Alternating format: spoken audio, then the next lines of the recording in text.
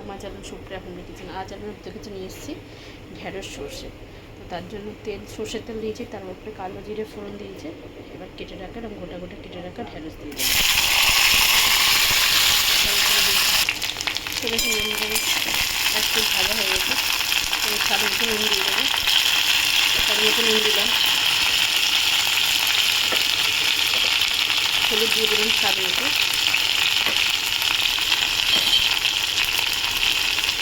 লঙ্কা দিয়ে দিলাম, যে যেমন ভালো খাবে বন্ধুরা। এটাকে আবার ভালো করে ভাজবো।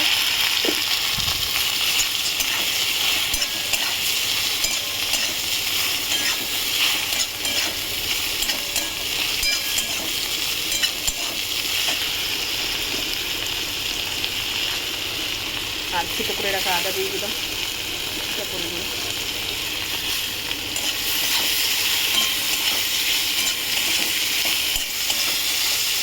আদাটাও ভাজবো মশলাটার সাথে।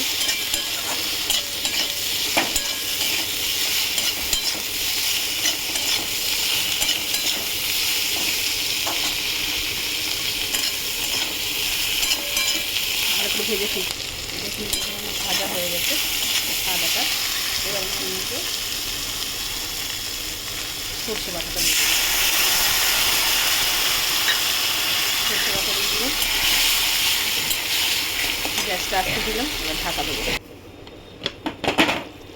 দেখুন বন্ধুরা ফুটে গেছে। এবার আমি একটু স্বাদ মতো চিনি দিয়ে দেবো, কাঁচা লঙ্কা,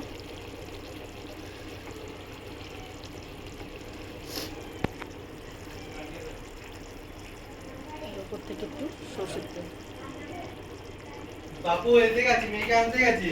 হ্যাঁ দাদা, এই টাকাটা দেখুন এবার ঢাকা দেবো। দেখুন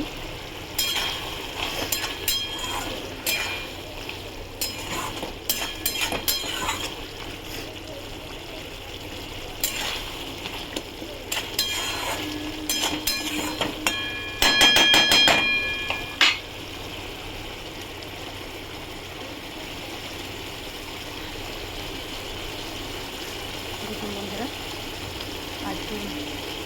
তো দেখুন বন্ধুরা আমার ঢেঁড়স সর্ষে রেডি হয়ে গেছে। তো আপনারা ট্রাই করবেন, ট্রাই করে কমেন্ট সেকশনে কমেন্ট করে আমার রান্নাটা কেমন হচ্ছে জানাবেন। আর আমার চ্যানেলটা লাইক অ্যান্ড সাবস্ক্রাইব করে দেবেন। Thank you for watching.